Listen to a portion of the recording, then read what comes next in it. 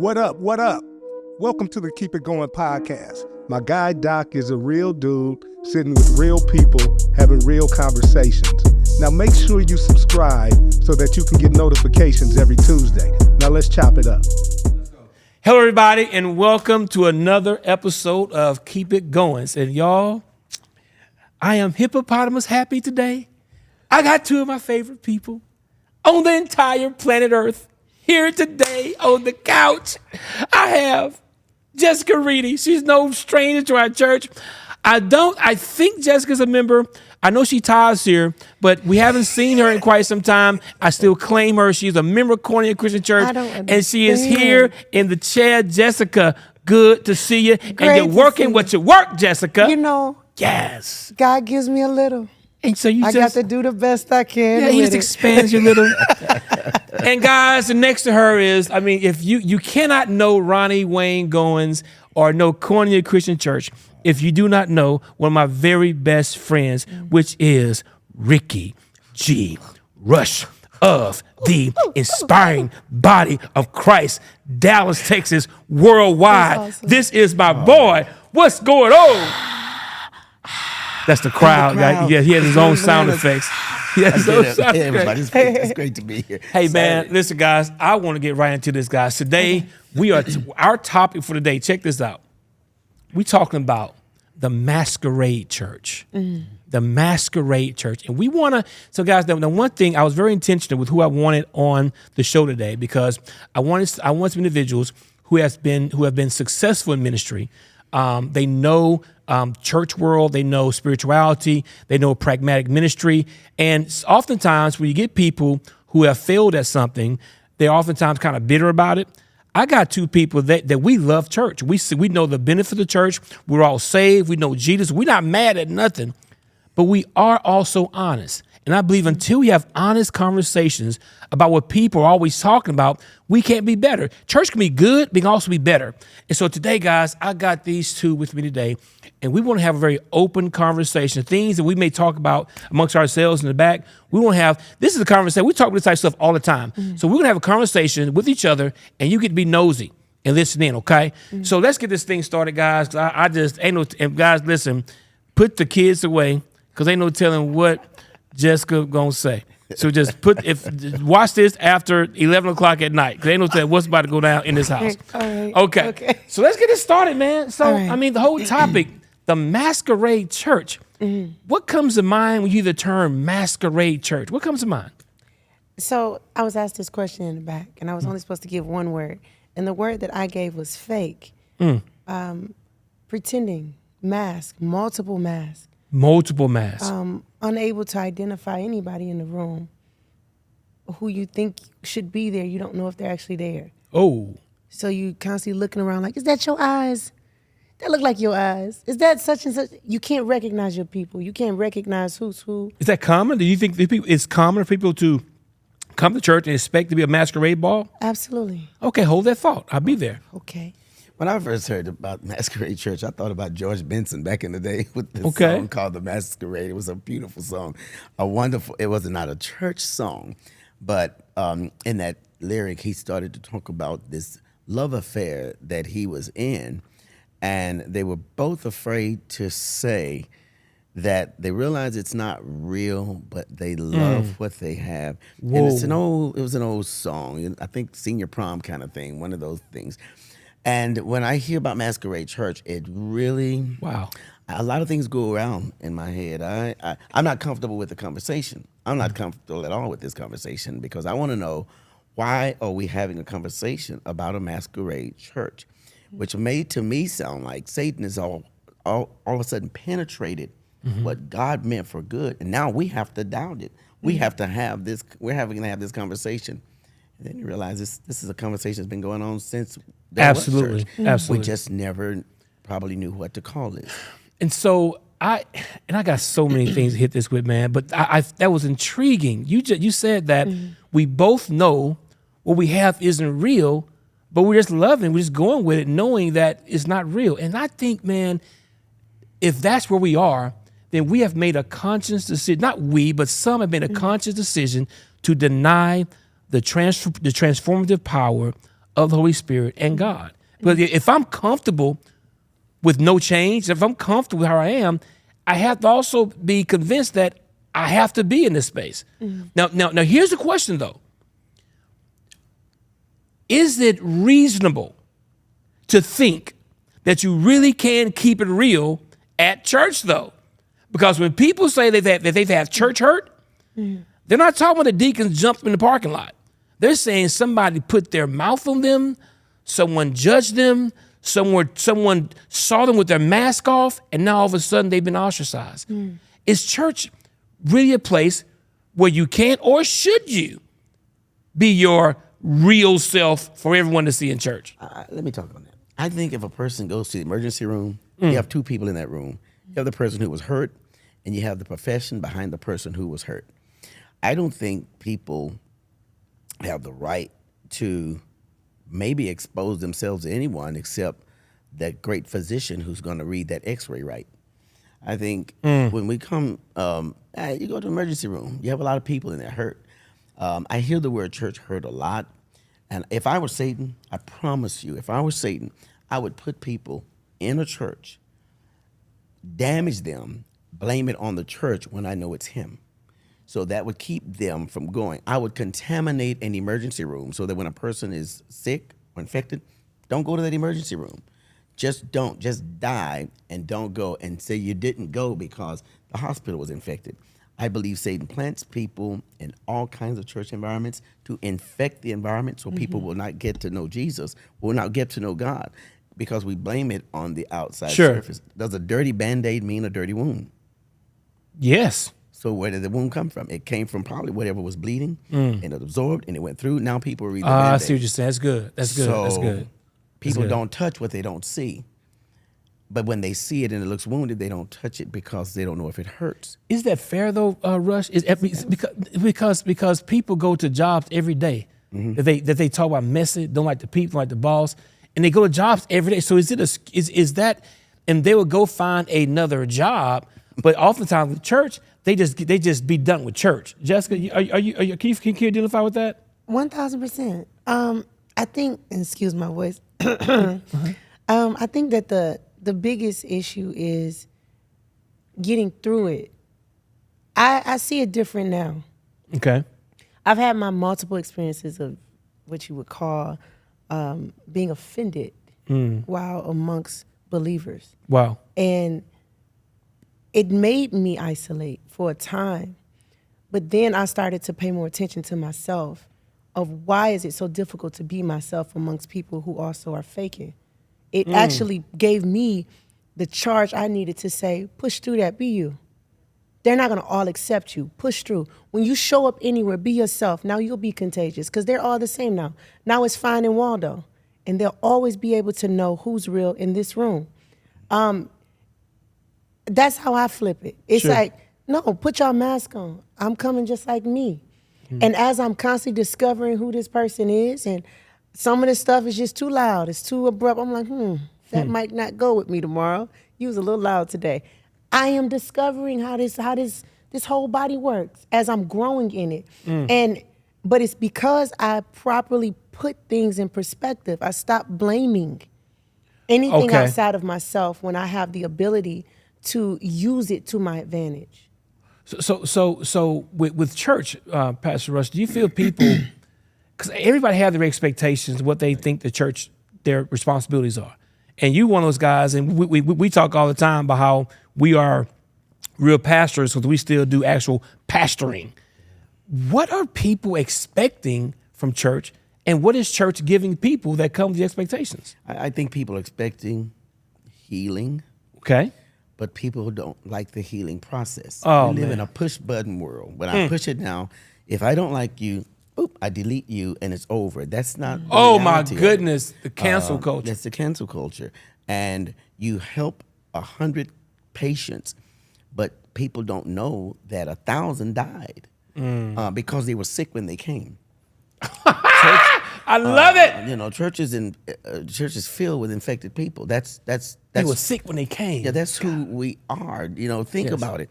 Of all of us that God had to choose from, He chose me. He chose us. I wasn't there. I mean, He chose Moses, everyone he chose was already messed up. Wow. That's what he That's had good. to choose from. That's so it's a bunch. There are a bunch of us in Christ who have now come to learn and know Him, trust God, but we didn't trust. It's a process. God. We didn't know anything about God. Somebody had to teach us where to put that. So when real quick, 10 seconds. When Jesus died, He told His disciples, meet me. I'm coming back in 3 days. Okay. All right. So they're there, a room full of hurt people. Jesus shows up, and Thomas is not there. Right. Why? Because Thomas had been a part of the whole process, but Thomas didn't believe it. He's like, no, I'm not going up there, man. Now, we call him Doubting Thomas, but how many other people really doubted it because he had to prove himself once he got there? We followed you, Jesus. Now we can't go to our friends and families now because our hero just got crucified and half naked on a cross. But he chose wounded people to follow him. And I think it's important you say that because he identified himself by what he overcame. Yeah. But by his wounds. And what's intriguing, what if someone saw Jesus for the first time dying on a cross?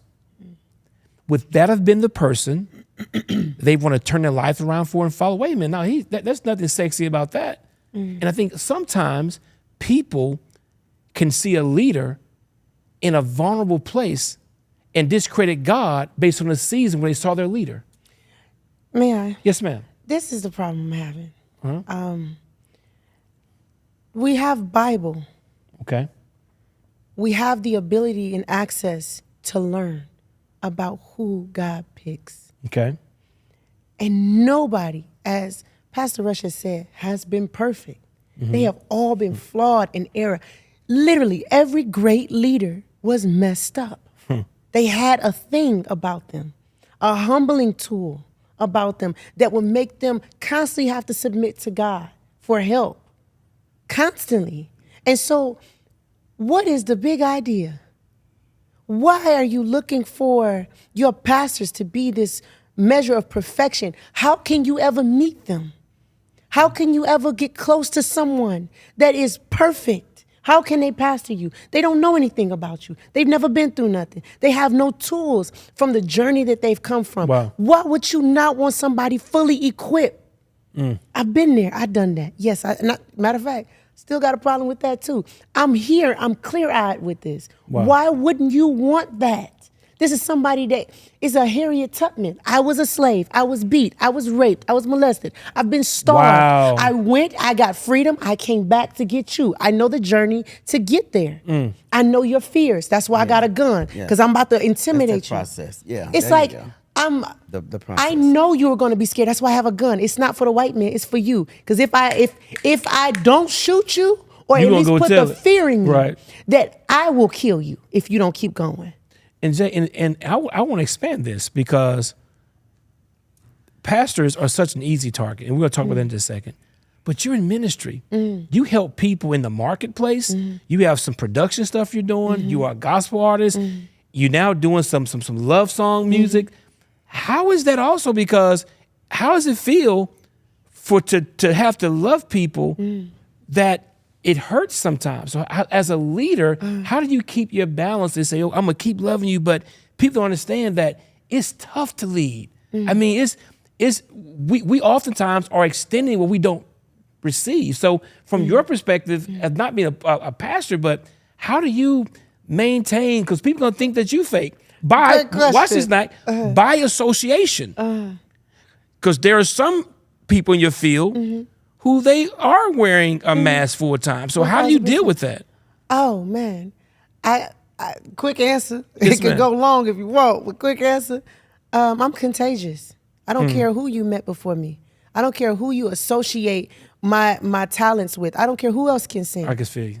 Yeah. That from the heart reaches out. You know real. I'm sitting next to two real people. You can feel it. I sat next to Pastor Rush before we got on this stage. You can feel it coming off his body. This is not something that you can mistaken. You can have all kind of assumptions, but get here. Come be around. And I like to address that too, because she says contagious. I love that. I do too. I love that. Yeah. I walked in this building today, and a young lady just walked up to me. I was just walking in, being Pastor Rush. without breakfast. And she says, and you don't know who's watching you. Boy, you are smiling already. She said, I watched you when you drove on the lot, you were smiling. When you got out of your car, you were smiling. You walked through the door, you were smiling. I hadn't talked to anybody yet. I believe you lead people by being a leader. People follow you. It just takes, anybody can be a leader, by the way. You know, I think we put too much emphasis on leadership. All you need is one person to follow you. But you got to decide now what makes people want to follow you. Two things, and I always like to focus on this. One, you can motivate them and manipulate them, give them a half 50% off, or you can inspire them.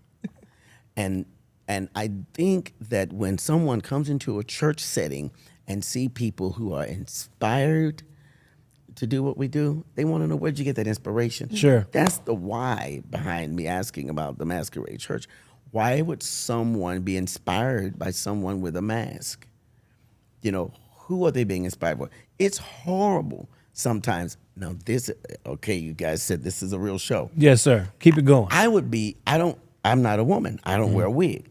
But I would have to question sometimes if I wore a wig and someone complimented my hair, what are they complimenting? You know, do I blush because somebody said, "Oh, you got nice hair"? You got doggone and now I gotta right. say, "Oh, you can have that." No. See, it's proper placement. Hey. Okay, because You some place people the could hair? have a nice wig at the wrong side. Okay, that thing could be my too far point back. is, though, do I take that? Like, I really do. You know should what tell they're me it's like a saying. great Hey, let me tell you something. It's a nice hairpiece. It's like a great outfit. Okay, Some people clothes wear them. Some people wear clothes. Now myself, I wear clothes. You wear clothes. But does a wig ever itch? Maybe. No, you itch.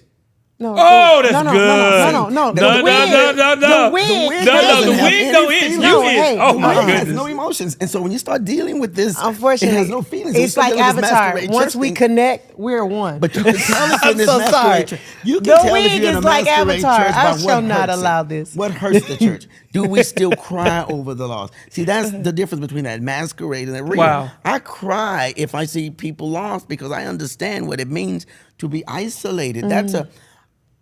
But if I'm a wig, I'm not gonna cry. I'm just gonna Dude, be that is cute. so good. You're gonna always work for the cute, and I don't want to work for the cute. So who's the wig though? I mean, who is it? Depends on the leadership. The wig, the people. The wig. Who's the wig? Well, I'm not gonna start getting on the wig and weave because I wish I had one. I'm just teasing. But there's a point in your life where you realize you start losing hair. You start losing. So you get into this point. Jessica said it, of being who you are. I am not 25 anymore. Right. If I now decide to get up tomorrow and I'm all black, everybody's gonna realize masquerade. Now it's okay for somebody else to cover up like that, but those of us who may be seasoned, we've got to walk in our season now. Oh, sure. If I go out on the basketball court now, I am going to be the first person in the emergency room like next week. You know, it's going to hurt me. No, but I've also seen you evolve to some things that you previously said that you wouldn't do. Like I remember the first time you saw me in some jeans, you said, "Ronnie, not you in these skinny jeans, but please, not you." He said, "Man, you 31 years old. I'm messing with you." Yeah. He said, "Not you in these skinny jeans." I said, "Man," and I didn't even notice that I had started to kind of shift like my style a little bit. But then following year, ripped jeans, kind of fitting them thighs. Okay, I see them because. But listen, you weren't masquerading, but as to be being a relevant church and a faking church are two different things. And sometimes you have to be relevant outside of where you started, but don't mean it's inauthentic. But have you ever thought that the reason sometimes we wear ripped jeans is because they don't sell jeans anymore that are not ripped? Now don't take that too far. 'Cause that's deep. Okay. But you know, I remember when people go to church and say those skirts are too short. They don't make them long anymore. So now maybe the usher team has to change uniforms because they don't make long skirts anymore. They make skirts that are over the knee, which what some people would conceive as going to hell and all of that stuff. You know, we don't want to get into that. But people who produce clothes, who produce music, who produce shows, the format is different now. Church used to be one knee, guide me, O thy great Jehovah, that was devotion. That's as far as they knew. Now it's trap music at the beginning of service, and if you don't fit in, you have to wait for the sermon because the intro is different. Okay. Intro is different. So who's masquerading? People who have experienced Jesus or people who are trying to get to know Jesus through someone else's eyes except his word. So here's a little pushback. Now we all love each other, so we can disagree. Yeah, talk to your talk. Here's a little pushback. I think there are certain people, believers, big hearts, but they feel that they have to wear a mask because they don't wear a mask, they won't be able to come to a church to get help. What's wrong with a hypocrite? What's wrong with hypocrite? Yeah. Well, hypocrite is as in place with Peter, that he was acting one way in front of the Jews, another way in front of the Gentiles, and then Paul said, you're confusing people because you need to make your mind up, because now people turn away from the cause of Christ because you're being a hypocrite. So then that's saying that people aren't allowed to go through things and not let other people in. We all right now have on underclothes, but we have those covered up because they're doing a whole different function under us. I stopped wearing drawers in 2020. We're not. But I'm not into that. Topic. So whatever you did, I don't know what that was about. Too much information. Let me keep this spiritual right quick. Yeah. I think there's you and there's a you that you're going through. This is me and this is what I'm going through. I don't want to always in public show what I'm going through. That's true. Because That's I have to model. I have to inspire. Someone say, "Oh, you're being fake." Okay, call me what you want. That's but I'm good, not man. gonna let That's a good. moment of torture in my life That's good. destroy your walk with Christ because Very you're good. looking for Thank a you. model. And no one, and listen, and no one does. No one walks in the room and say, hey, by the way, I like, here's what I like. No one walks in the room with volunteer information. Here's what I've ahead. learned to do. They said all the time not to bleed on people. But this is how I understand that. I'm from Saginaw, Michigan. I was raised in a home where my father beat my mother brutally. He was murdered. There's a lot of trauma. Yeah. I have been sexually assaulted. That's a lot of trauma. And then I was thrusted in front of 10 million people every week for 10 weeks straight. From there, without training, I was basically put in a position of fame. Wow. Yeah. And people, oh my God, I love you. What do you love? I am still Jessica Reedy from Saginaw, Michigan. I literally have a 1-year-old right here. I dropped out of college. I just finished hooking up AT&T coax for people cable to get a job. What is it that you love? I am still discovering what you see. But in the meantime, you tell me what it is you're looking at so that when I go back to my private time, I can say, they saw this. Why don't I see it? Let's work towards seeing that. Yeah. So to Pastor Rush's point, that privacy of development is required while you still accept the call on your life. Like I had to accept God had chosen me to do something that the Jessica current Reedy was not prepared or felt qualified for. I did not feel like, how in the heck am I? Nobody trained me. How do I sit here and lead y'all in any type of worship before God when the only reason I'm talking to God like this is because I am broken? My motivation of talking to him is not from a thanksgiving. I'm broken. Fix me. Help me. Now all of them are looking at me. So now, God, you really got to hurry up and fix me. It doesn't seem like you're fixing me quick enough. God, please help me, help me, help. That's why I'm talking. But they're coming like, oh, I love the way you worship. But you don't know my motivation. Yes. You see what I mean? Yes. I never forget when you lost your brother and you was there on that chair and I saw you weeping and worshiping. And I said to myself, people have no idea how hard it was. I knew how I knew how hard it was just to come to church. And I said to myself, people think they want your worship. People think they want our worship, our prayer, but you don't know that cost to get into this place, right? Pastor Rush, he did this great thing, man, of fishing partners, right?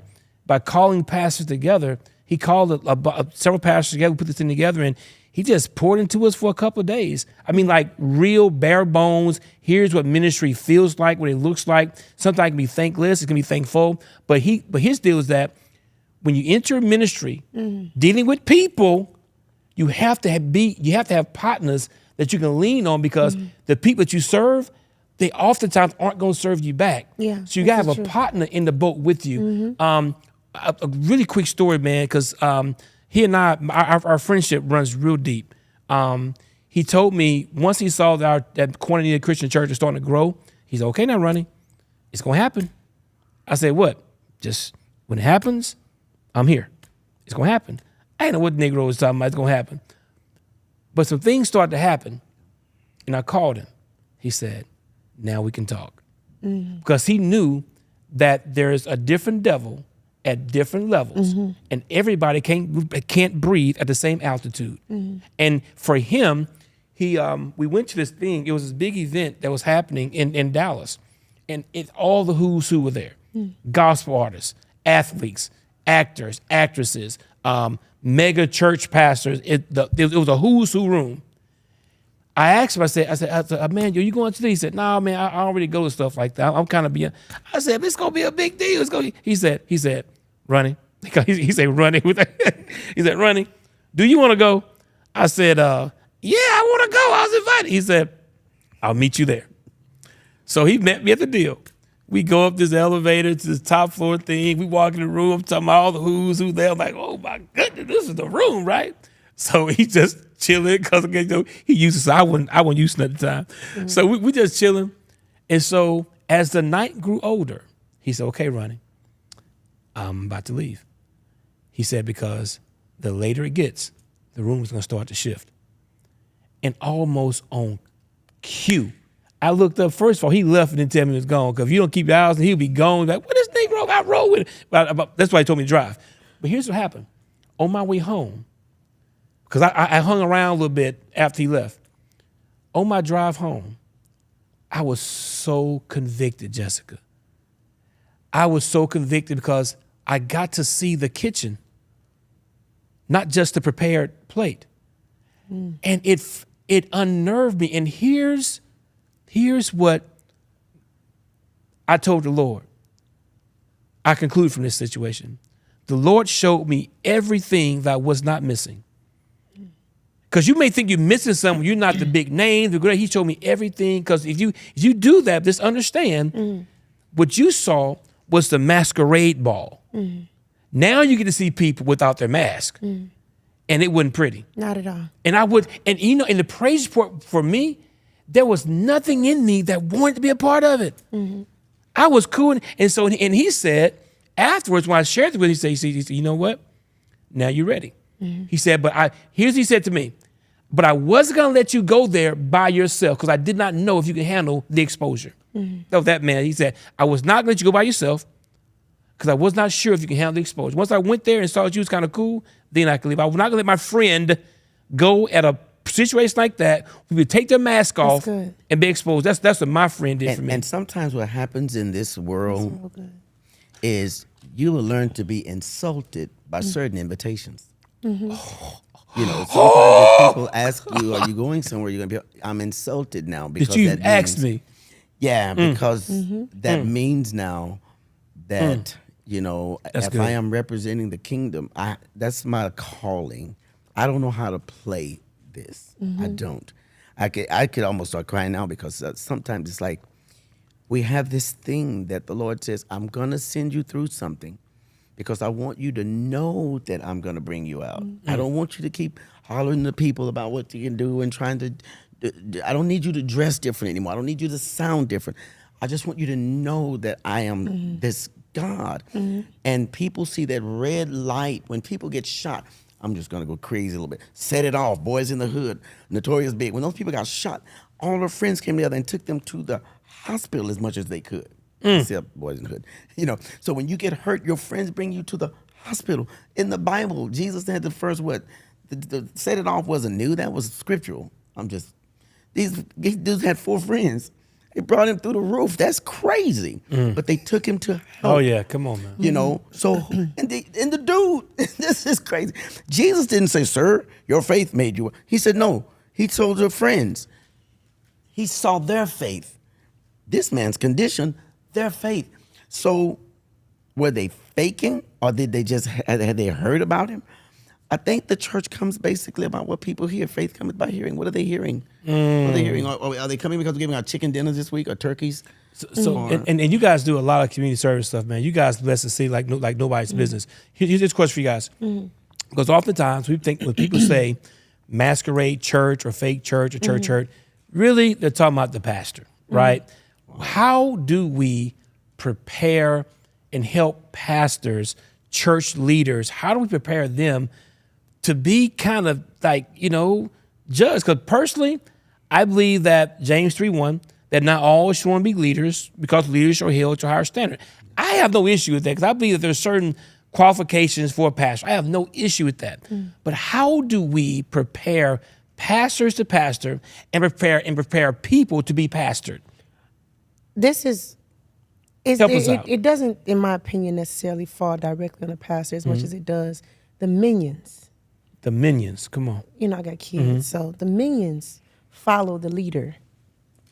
The people that they meet before they get to the pastor has his personality. They have his likeness. That's good. They have his scent, his smell. Good. When he stand up, they stand up. When he sit down, they sit down. When they move, you move, just like that. However he doing, they doing. Bars. They are really trying. What? Bars. They are trying to impress their pastor. So if he can see, he will see himself. If you don't like the responses you get, look at your people. They are trying to be like you. So if you really want to get a good look at yourself, look at your people. Yeah. Look at how they act. Look at if they have patience. Look if they're like, hey, come on, let's go. That's you. They've learned and they want to impress you constantly. In your absence, they're constantly thinking, how would pastor do this? That is so crazy. When these people are walking into these churches, into these facilities, they blame you because they understand everybody is trying to be like the pastor. Wait a minute. Like the pastor. But it was the usher who was acting like the pastor, who got an opportunity to be up here and show his best self, but they are in your meetings when you cussing them. They're in your meetings when you're agitated and irritated, and that's the personality they're taking on. Not when you up here preaching and giving your best self. No, that was an act, because your people get to see the bare bones. So to the pastor, yeah.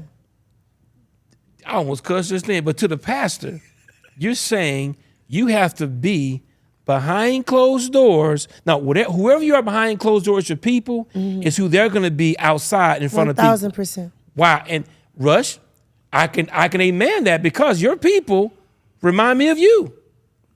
Oh, yeah. But, I mean, I don't know.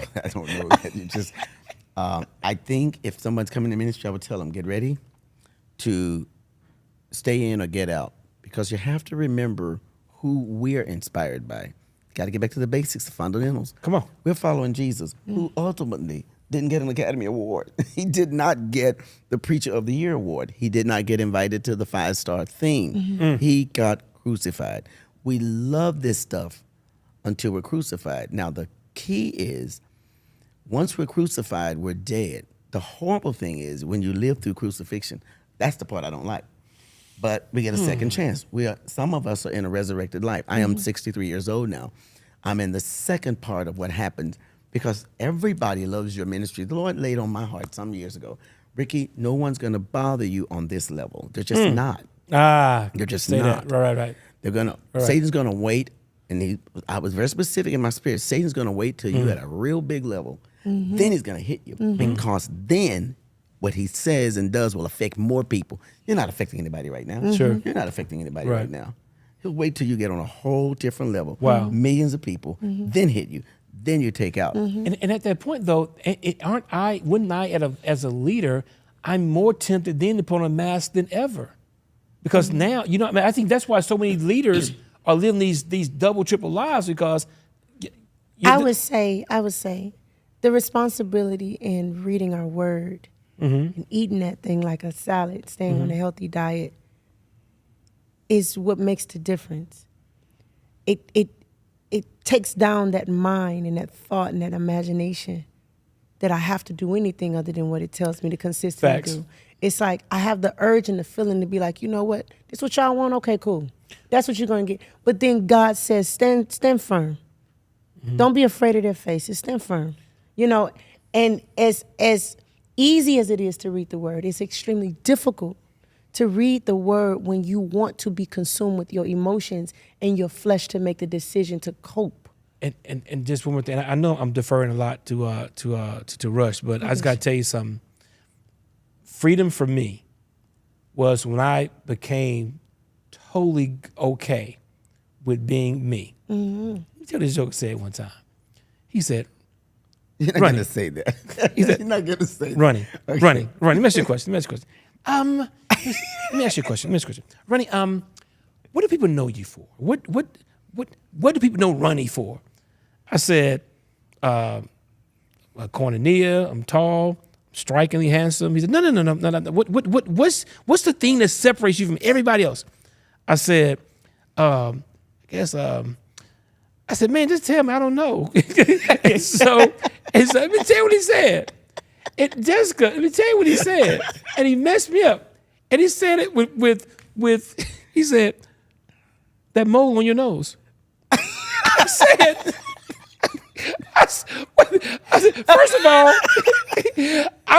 first of all, you ain't never said nothing about my mole on my nose. And secondly, I'm insecure about the mole on my nose. How you just gonna point it out, man? I said, man, how you gonna do me like this? He said, no, you missed it. It makes you you. There's nothing wrong with what makes you you. Mm-hmm. For you, it's a mark. For others, it's an identifier. Don't be afraid to be identified. Mm-hmm.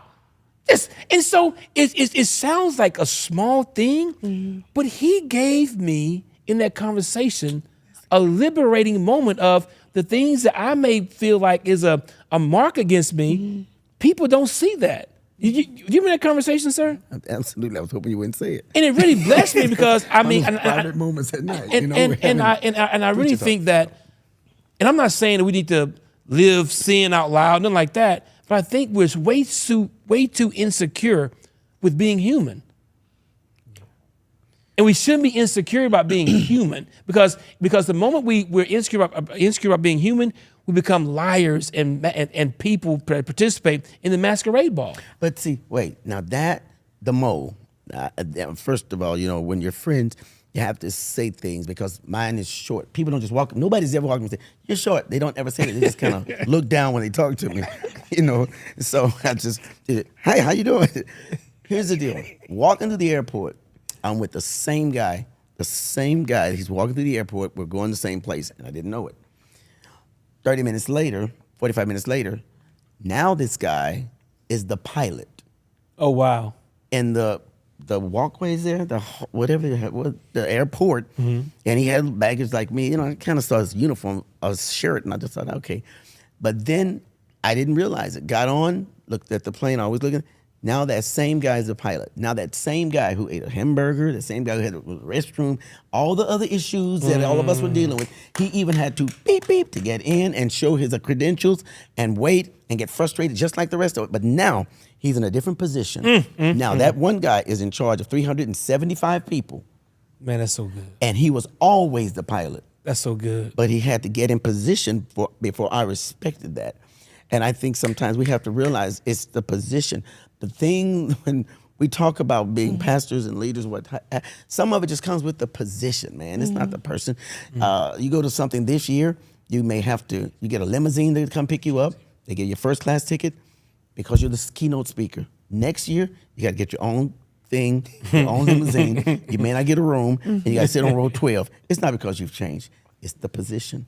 And I think the enemy is after the position of Christianity. And I would just pray that everybody would understand that if Jesus really, he is coming back, we have to be waiting. I think we've gotten tired of waiting, so we've recreated something that he doesn't have to come to. I think we're trying to make a virtual God instead of a real God to ourselves because we've gotten so used to creating what we want, and so there's nothing to do to have to get to it. I tasted a piece of cake a minute ago. He gave us some cake before we started. Yeah, a bunch of ingredients had to come to make that one whole. Right. And now we just want to just sip the grain, sip the sugar, and say it's done. There's a process. I agree. So I think, man, that process. I agree.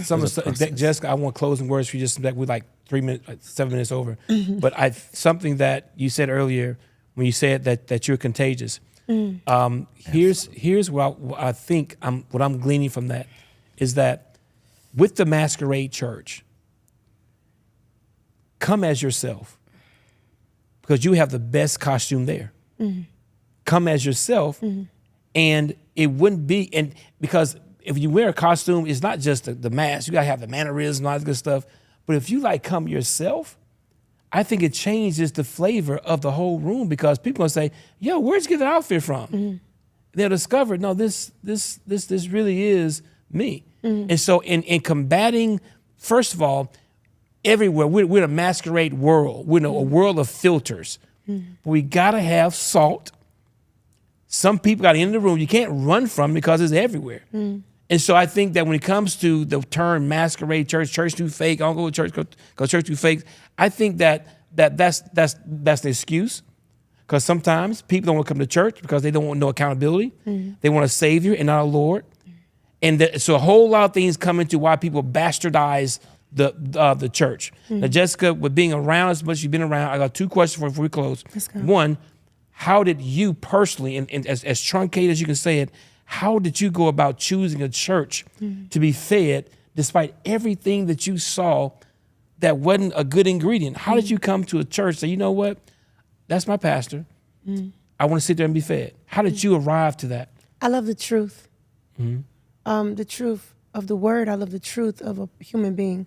Look at the people. I come in here, they smile and they hug me. Before some of them knew who I was, they smiled and they hugged me. I love that. You have consistently been this kind of person. I watch. Friends change. People change. And I move around.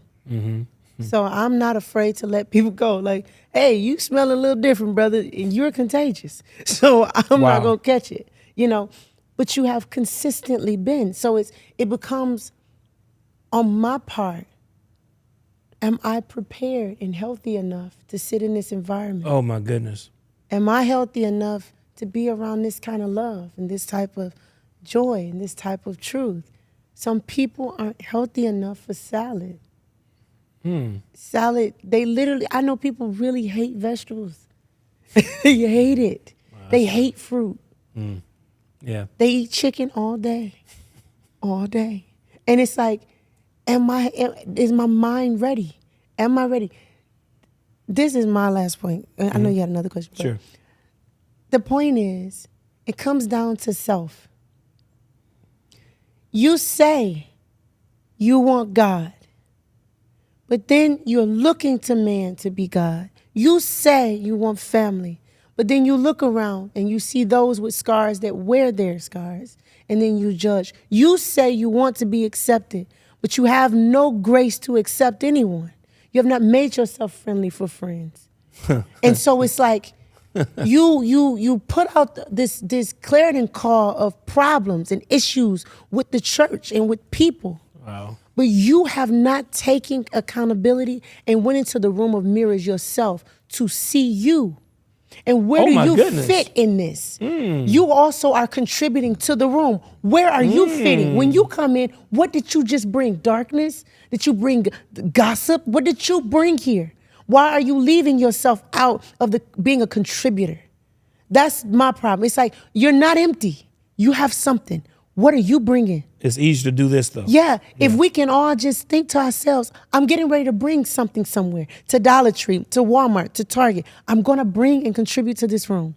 What is on me right now? What do I have for this space? So that's my point. Well, guys, we are over. But I want to say again, I am so glad that at that place before our church really started to kind of take off, I had someone in my life, and honestly, one of the things he shared with me was that, you know, he can preach all the world if he wants to. I can go here. I could be gone half the Sundays in a year if I wanted to. I'm choosing to pastor because that's what I do. He says, I'm beyond the big stages and I'm like, wow, because most pastors, most guys, they so covet that type of responsibility and platform. And he became comfortable of, I'm a pastor, that's what I do. And I think for me, when I first started preaching, because I have a lot of like successful friends, I used to feel like I'm not telling them I do enough. So I pastor. Well, I say, well, I pastor, I do this. I describe all my stuff because I can't just say I'm just a pastor. Those sound important enough. Until I understood what it means to be a pastor. And so, because pastors oftentimes, they kind of fluff their stuff because they don't really understand what it means to be a pastor. They got to add all this other stuff to them to make themselves feel impotent. We are sorely over. I'm going to say keep it going, but I got to get the last 30 seconds. to the lead pastor of Inspiring Body of Christ. 30 seconds, sir. Then close us out. Thank you. First of all, congratulations. You're doing a great job. You're inspiring me to do other things. Thank you for allowing me to be in your life, not just to be in your life, but to impact your life, to know your family, to share a meal and some thoughts, and to share with your ministry, and for giving me a chance to live again through different avenues. Yes, sir. Sometimes you can be Moses, but if you don't have a Caleb, if you don't have a Joshua, you are taking the rest of this ministry as far as we can go. My job, as I've always said to some people, is to be just the little blue bus that pushes the 747 off, pushes it back, and then you take off. Thank you for allowing me to stay connected to you, to push you away from the tarmacs and the runway so you can take off. And you've been doing a great job of that. Just remember, you got to land. You got to come back. And we land these things to anyone who wonders, we don't like fake church. We just don't like it. I don't like to watch the videos about it. I don't like to watch the TikTok things about it. I don't like any of that because it's so sincere to me. It's just like having a hospital that says open 24 hours, and when you get there, the doors are locked. Emergency happened in our city. My last 15 seconds, I had a guy on our church lot the other day that had a heart attack, a security guard, heart attack right on the floor. Right there, I'm sitting there, I put my coat under his head. I dialed 911 for 18 minutes straight. I dialed. All the circuits were busy. Wow. Something happened. I think there's something went on in the city. We all know about that now. But I couldn't figure out what it was. Then I had to make a choice. Get 5 or 6 guys, put this guy in my car, take him to the hospital. But my frustration was I called 911 and it was not working. 18 minutes straight in Dallas, Texas. It was not working. It was not working. When people dial church, we're never closed. Wow. We're always here. Church is always there. The problem is some people are dialing a church that's not connected. That's all. Guys, this has been a great episode. Pastor Rickie G. Russ, my sis, Jessica Reedy. And hey, send this one to somebody. Send this one to someone who's vacillating on church and church hurt or whatever. But listen, just like with Noah and the ark, it had its issues, but it was the only safe place in the world. God bless you. Keep it going. That was good, wasn't it? Now that you know who my man is, go follow Doc on IG at Doc_Goines. I'll see y'all next Tuesday back on the block.